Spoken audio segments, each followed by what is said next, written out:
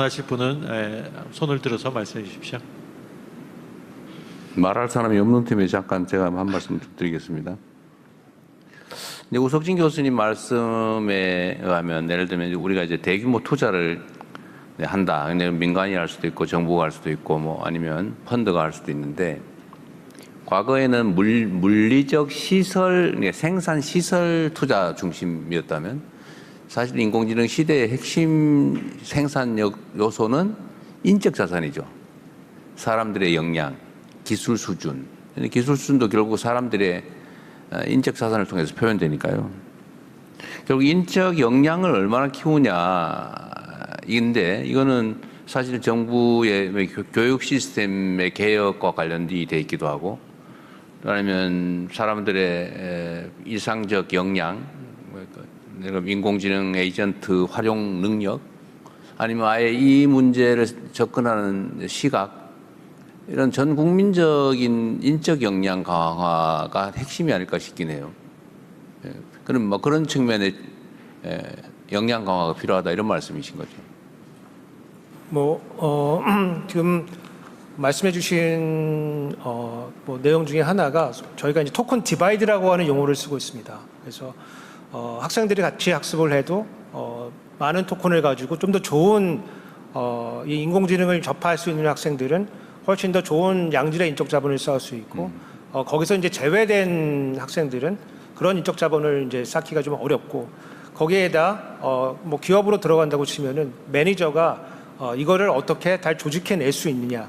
예컨대 의사결정 시스템이 옛날 그대로인데 여기다 인공지능을 아무리 집어넣어 봐야 사실은 큰 생산성의 그 재고를 기대하기 좀 어렵거든요. 그래서 이런 문화 자체가 이제 바뀌는 이제 그런 무형 자본, 특히 조직 자본의 그 재고도 네. 필요한 지점이다 이렇게 보고 있습니다. 어쨌든 전 국민적인 예를 들면 지금은 인식 자체를 대대적으로 바꿔야 될 시점인 것 같아요. 그러니까 이거를 뭐 특정 지역의 특정 사람들에게 아무리 강조를 한다고 해도 그건 제한 좀 한계가 좀 뚜렷한데 이제는 세상이 완전히 바뀌었다. 그러니까 사람들의 사고 능력을 가지고 세상을 만들어 나가던 시대에서 이제는 인공지능을 통해서 인간 지능 이상의 역량을 발휘하는 시대가 이제는 이미 도래하고 있잖아요. 그죠? 근데 그걸 어떻게 활용할 거냐. 결국은 인적 자산, 인적 역량이 가장 중요한 시대인 것 같습니다. 결국 교육 문제가 또 매우 중요하지 않을까 싶은 생각이 들긴 해요. 네, 대통령께서 말씀하신 인재 육성이나 인적 역량 강화에 대해서 혹시 이게 교육부 장관님이나 고용부 장관님, 노동장에 혹시 발언하실 기회 있으실까요? 별로 안 하고 싶은 말인데 총리께서 하십시오 대신. 네. 아까 말씀 주신 부분에서 이제 AI 행정 관련된 AX 말씀을 드리는 이유 중에 하나는 사실은 AI를 도입한다는 그 사실 자체도 있지만 AI를 도입하게 됨으로써 저희가 변화되는 여러 가지들이 있습니다. 일단 일하는 방식이 변화되고 또 생각하는 방식이 변화되고 그리고 저는 AI라고 하는 것을 써보시면 아시겠지만 이게 학습해가지 않습니까? 계속 발전하고 그러니까 누군가의 정보가 합쳐져서 내가 넣은 정보가 다른 사람도 같이 넣어서 이게 한꺼번에 모든 정보들이 모이면서 계속 발전해가고 그럴수록 시간이 지날수록 훨씬 더 좋아지는 거여서 이 누적되고 더해지는 조직자본이라는 것을 어떻게 우리가 만들어 갈 것인가라는 생각을 합니다. 이 공직자들이 이렇게 많이 있고 곳곳에 있고 정말 시필추처럼 퍼져 있는데 각자 존재할 때와 이것이 더해져서 우리가 다 함께 판단할 수 있는 구조가 만들어진다면 가진 힘이 엄청날 거여서 저는 그 부분에 대한 말씀을 주셨다고 생각하고 이게 우리가 앞으로 이 교육과 그리고 뭐 공무원들이 일하는 방식뿐만 아니라 전체 조직이 일하는 방식을 어떻게 잘 바꿔갈 것인가 여기에 기술이 아마 큰 도움을 줄 거라 생각을 합니다. 그러니까 앞으로는 우리가 이제 모두의 AI 정책을 지금 추진하고 있는데 국민 모두에게 거의 국가 천재급의 심부름꾼 한 명씩을 배치해 주는 것과 같죠. 뭐든지 시키면 생각해내고 인간 이상의 역량을 발휘하는 네, 뭐 노예라면 좀 그렇고. 저의 동료가 예전에는 신입사원이었다면 이게 좀 더 좋아져서 대리가 됐다가 지금은 과장급에 저희가 되고 이제 좀 지나면 박사를 매번 옆에 두고 있는 그런 형태들의 이 에이전트들이 점점 좋아질 거기 때문에 이 역량을 나의 동료로 잘 쓸 수 있도록 만들어주는 것이 가장 중요한 부분이 아닐까 생각합니다. 그러게요. 이제 뭐 엄청난 대형 연구기관 아니면 뭐 연구 개발 인력 뭐 이런 거를 엄청난 규모를 다 하나로 가지고 있는 꼴이잖아요. 각각의 개인이. 네, 그런 시대가 오는 거잖아요. 예전에는 사실 엄청난 예전에는 슈퍼컴퓨터라고 하는 것이 굉장히 큰 컴퓨터가 있었지만 지금은 저희가 가지고 있는 휴대폰 하나가 가진 능력이 굉장히 좋아졌듯이 앞으로 우리가 손에 쥐게 될 기기라고 하는 것이 어떤 능력을 가진 기기를 내가 옆에 갖게 될지는 이제부터 이제 상상의 영역이고 그렇기 때문에 훨씬 더 큰 그 상상할 줄 아는 인재를 길러내는 것 이것도 중요하다고 봅니다. 완전히 뭐 전혀 다른 세상이 펼쳐진다. 그걸 대비하고 준비해야 된다. 그런 얘기죠. 네, 저 농림부 장관님 발언하신다고 하셨습니다. 예, 농식품부 장관입니다. 아까 우리 기후부 장관님 이제 전력하고 용수에 대해서 말씀을 하셨는데 용수 같은 경우에 우리 농업용수도 통합적으로 이용을 하게 됩니다. 그런 경우에 우리 농업계에서는 걱정이 좀 있는 걸 잘 알고 계실 겁니다. 그래서 그 농업의 특성상 이게 계절적으로 좀 막 써야 되는 기간이 있고 또 가무량에 따라서 용수가 부족하거나 남거나 이런 상황이기 때문에 우리 농업인들이 걱정을 하시는데 저희가 대체 시설을 좀 갖추어서 우리 농업 용수를 이용하시는 데는 전혀 문제가 없도록 하겠다라는 것을 좀 우리 정부 차원에서 다시 한번 알려드리고 싶고 특히 이제 이럴 때 또 수질도 문제가 될 수 있거든요. 그래서 오히려 이 기회에 노후된 수리 시설을 우리가 잘 정비해서 수량이나 수질적으로 우리 농업 생산하는데 아무 문제 없이 오히려 더 업그레이드 할 수 있도록 하겠다라는 것을 좀 이 기회를 들여서 말씀을 드리겠습니다. 농림부 장관이 책임을 지도록 하세요. 네, 그렇게 하겠습니다. 네, 3대 메가 프로젝트 지원 방안에 대해서 다른 의견이 있으신 분 이제 없으신가요? 아, 네, 고인철 부총리님. 예. 예, 지금 이제 우리가 3대 메가 프로젝트 얘기할 때 반도체를 기업이 하는 반도체를 얘기를 하는데 제 생각에는 이 반도체 팩을 이렇게 하려고 했을 때 이 이코시스템을 해가지고 여기서 어떻게 공급을 해줘야 되고 그러려면은 우리가 어떤 밸류 생태계를 조성해 줘야 되고 이렇게 만약에 우리가 토탈 이코시스템을 갖춰 놓는다면은 다른 어떤 나라가 반도체 투자를 할 때 우리가 다 들어가게 되는 이런 문제가 있거든요. 그리고 데이터 센터도 저는 고민이 뭐냐면 계속 데이터 센터를 짓는 것만 얘기하는데 이 데이터 센터를 지었을 때 뭐가 후단에서 필요한지를 이것도 마찬가지로 이코시스템 쭉 당기다 보면은 정부가 여기 좀 해줘야 되고 저기 해야 되고 저기 해도 해가지고 이게 이제 번들링으로 쫙 우리가 생태계를 구성해 놓으면은 다른 어떤 나라가 반도체를 라인을 깔던 그리고 AI DC를 만들던 우리 이코시스템이 쭉 들어갈 수 있기 때문에 이런 부분까지 땡겨와야지만 진짜 대한민국이 이번 기회를 통해서 세계 제일의 어떤 그런 이 생태계를 조성할 수 있지 않을까 그런 생각이 들어서 뭐 그런 부분까지도 저희들이 관련 부처하고 좀 협의를 해가지고 쭉 한번 늘려보겠습니다. 늘려서 어떻게 우리가 이 과정에 이게 이 체인에서 빈 체인을 이렇게 메워 넣어서 진짜 한국의 체인이 가장 튼튼한 대한민국의 아주 최고의 체인이 될 수 있을까 하는 그런 부분도 같이 고민해 보도록 하겠습니다. 네, 감사합니다. 그 정책실장 어디 계세요? 정책실장이 아까 기업 생태계 얘기 있잖아요. 그 얘기 잠깐만 좀 해봐 주십시오.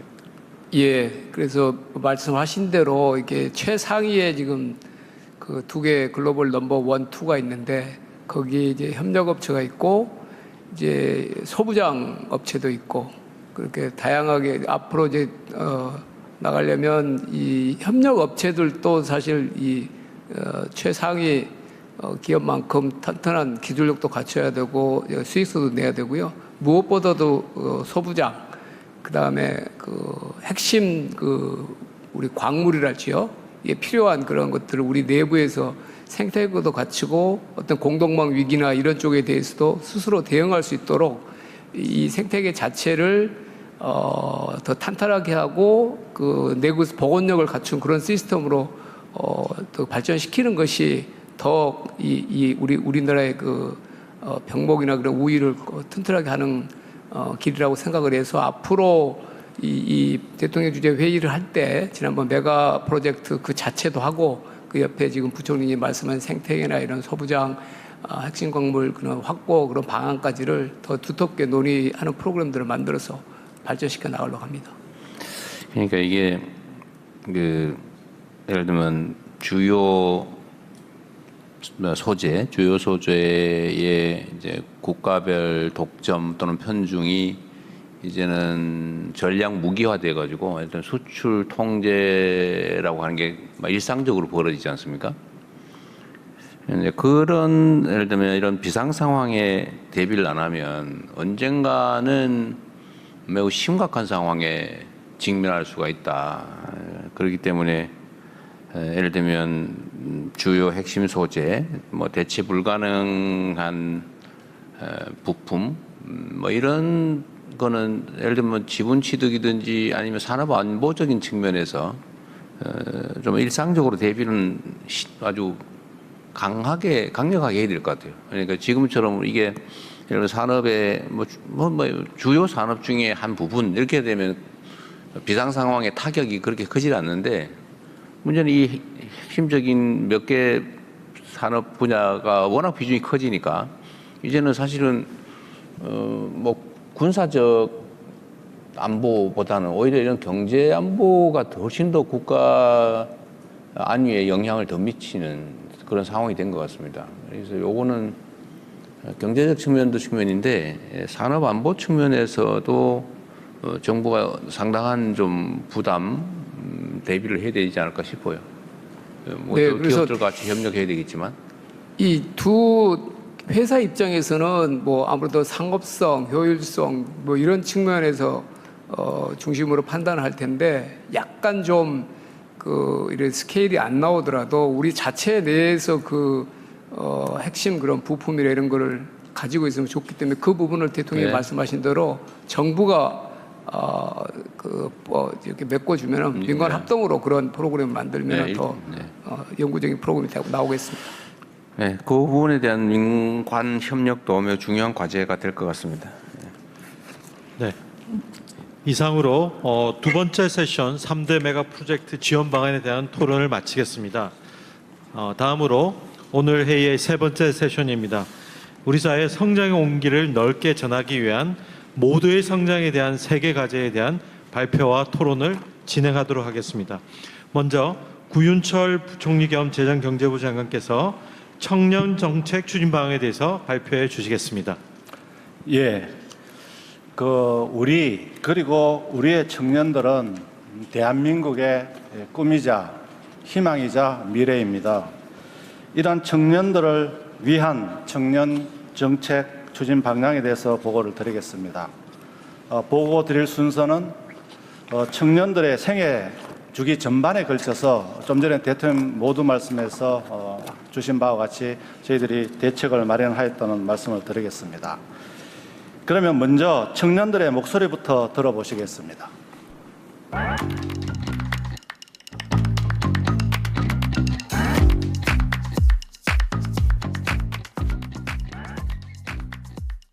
지금부터라도 조금씩 방향을 바꿔서 청년들이 희망을 가지는 그야말로 미래가 있는 대한민국을 꼭 함께 만들도록 하겠습니다.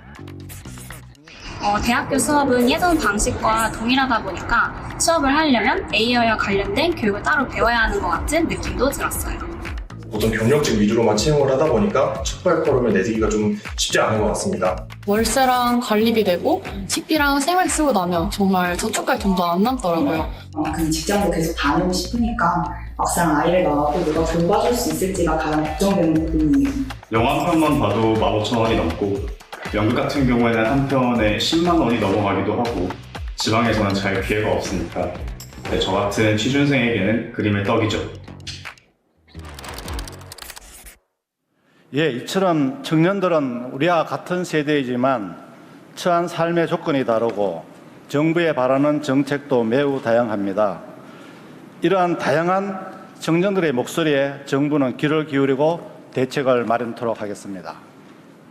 먼저 청년들이 대학 교육을 받아도 취업하기 어렵습니다. 또한 기업들은 현장에서 즉시 활용할 인재를 구하기 어렵다고 합니다. 이처럼 학교 교육과 산업 현장과의 괴리는 있는 상황입니다. 그래서 정부는 민간 기업의 교육 훈련 시스템, 그리고 대학의 훈련 시스템, 그리고 공공의 훈련 시스템을 활용해서 3대 메가 프로젝트 등 AI, 반도체, GX 등의 전문 인력을 20만 명 양성하도록 할 계획입니다. 그리고 또 문제가 있습니다. 교육을 받아도 아까 수요를 창출해 주는 것처럼 더 나은 현장의 어떤 기술을 발견하기가 어렵습니다. 그래서 기업이나 공공 부분에서 수요를 받을 겁니다. 받아서 그 수요에 대해서 기업들이 청년들이 해결해 주는 이런 시스템을 도입해서 실력을 갖추는 우리 청년들을 양성하도록 하겠습니다. 그 과정에서의 활동과 경험들은 소중한 이력 인정을 할 계획으로 있습니다. 다음입니다. 이렇게 실력을 갖춘 청년들은 민간의 신산업, 과학기술, 그리고 문화, 금융 등에서 10만 개의 일자리를 찾아서 일할 수 있게 하고 공공 부분에 10만 개 등 해서 20만 개의 일자리를 창출토록 하겠습니다. 그리고 이렇게 최첨단 교육을 받은 청년들은 모두의 창업 또는 청년 특화리그 신설 등을 통해서 청년 창업가 10만 명 이상을 양성하도록 하겠습니다. 이처럼 청년의 구직, 채용, 입직, 성장 등 통합적인 지원 체계를 마련토록 하겠습니다. 청년 가구의 80% 이상이 임차 주택에 거주하고 있습니다. 임대료가 높아서 부담하기 어렵고 그나마 임차 구하기도 어려운 우리 청년들이 현실입니다. 정부는 역세권 등 좋은 위치, 그리고 민간 주택 수준의 품질 좋은 주거 등 신유형 공공임대 정책을 마련해서 청년에게 우선 공급토록 하겠습니다. 그리고 도심 내에 매입 임대 등 청년에게 전세 임대를 신속하게 공급하고 전월세 안정화 기구 도입 등을 통해서 전월세 부담을 경감토록 하겠습니다.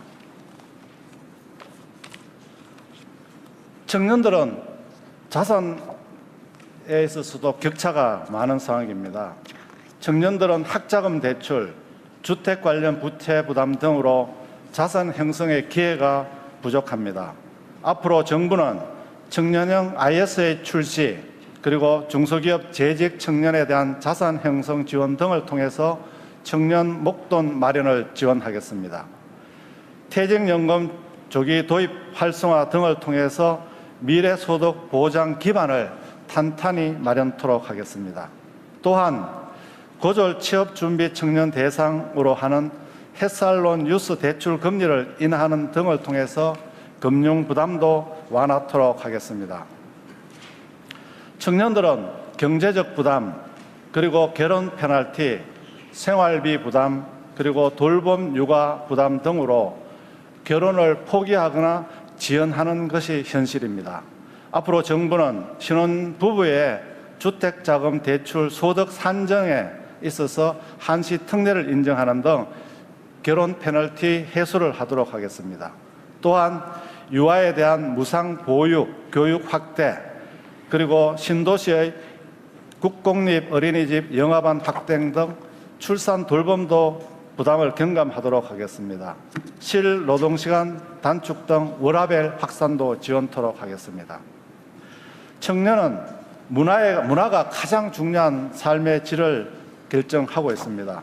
비용 부담과 지역 간 격차로 인해서 충분히 누리지 못하는 청년들이 많습니다. 그래서 정부는 청년 문화 예술 패스를 통한 문화생활 부담을 경감하고 해외 현지 K컬처 프로젝트 수행 지원 등을 통해서 해외 진출을 위한 문화 일자리도 확대하겠습니다. 그리고 지역에서 청년의 감각으로 디자인하는 그런 지역 문화를 창달토록 하겠습니다. 지금까지 보고드린 핵심 정책들을 요약한 화면입니다. 생애 전 과정에 걸친 맞춤형 정책을 차질 없이 추진해 나가겠습니다. 청년 정책은 정부가 일방적으로 만드는 것이 아닙니다. 청년과 함께 만들어갈 때 비로소 완성될 것입니다. 정부는 앞으로도 청년이 주요 의사 결정 과정에 직접 참여하고 온 오프라인 플랫폼을 통해서 정책을 함께 만들어 청년이 청년 정책의 진짜 주인공이 될 수 있도록 지원하겠습니다. 그 과정에서 청년들의 다양한 삶과 정책 수요를 지속적으로 살펴보며 정책을 앞으로도 지속적으로 보완해 나가겠습니다. 감사합니다. 네, 발표 감사합니다. 두 번째로 김영훈 고용노동부 장관께서 모든 일하는 사람의 삶을 지키는 든든한 사회안전매트 강화를 주제로 발표해 주시겠습니다. 고용노동부 장관입니다. 모든 일하는 사람의 삶을 지키는 든든한 사회안전매트 강화 방안 보고 드리겠습니다.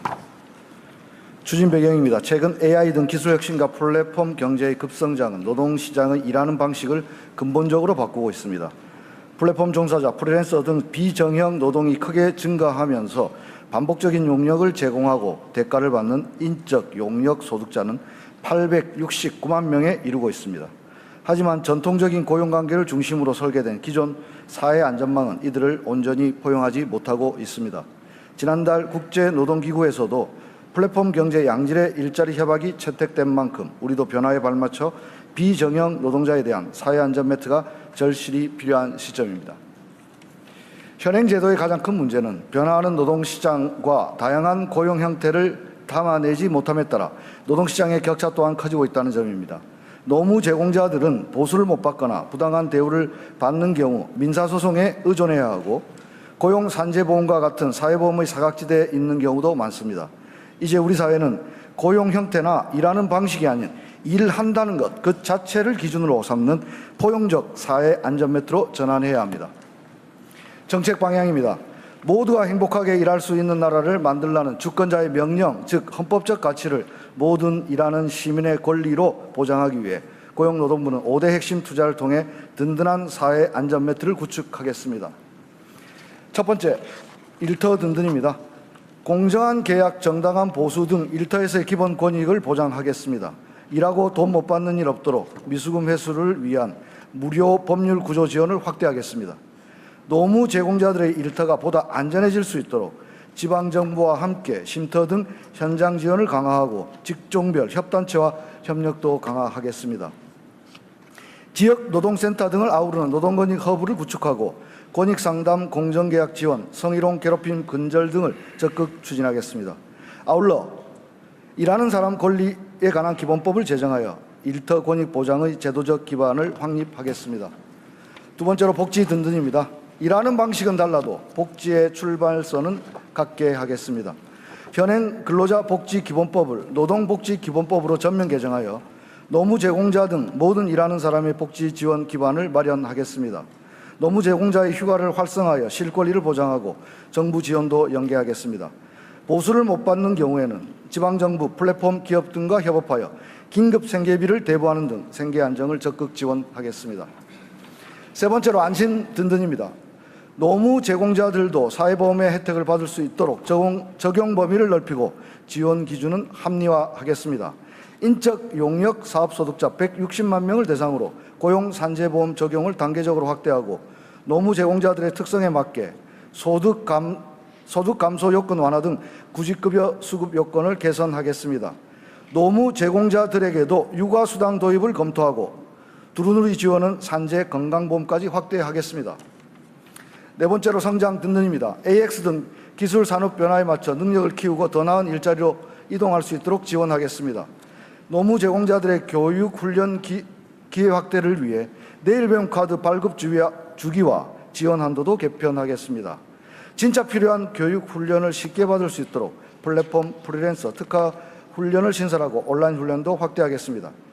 특히 다양한 교육 경험이 헛된 시간이 아니라 온전히 경력으로 인정받을 수 있는 체계도 마련하겠습니다. 다섯 번째로 노후 든든입니다. 오늘의 노동으로 내일의 든든한 노후를 준비할 수 있도록 하겠습니다. 노무 제공자의 중소기업 퇴직연금 기금 가입을 촉진하고 정부가 함께 지원하는 가칭 함께 모아 공제를 추진하여 맞춤형 노후 자산 형성을 돕겠습니다. 마지막으로 모든 일하는 사람을 위한 담대한 제안을 드리고자 합니다. 앞서 말씀드린 일하는 사람 권리 기본법을 기반으로 생계와 복지, 권익 보호를 아우르는 자조적 공제 시스템인 K노동회의소 설립을 제안합니다. K노동회의소는 노조조차 만들 수 없는 다양한 일하는 시민들이 각자 도생이 아니라 함께 살기 위한 이해 대변기구로서 모두가 행복하게 일할 수 있는 대체 불가 대한민국을 만드는 국민주권정부의 랜드마크가 될 수 있도록 적극 지원하겠습니다. 이번 방안은 전통적 고용관계를 중심으로 만들어진 사회 안전망을 모든 일하는 사람을 위한 사회 안전 매트로 확장하는 첫걸음입니다. 고용노동부는 인간을 위한 AI 기술 혁신, 존엄을 지키는 노동, 누구도 배제하지 않는 미래를 위한 노동 있는 산업 대전환을 완수하겠습니다. 이상으로 보고를 마치겠습니다. 감사합니다. 네, 발표 감사합니다. 마지막으로 배경훈 부총리 겸 과학기술정보통신부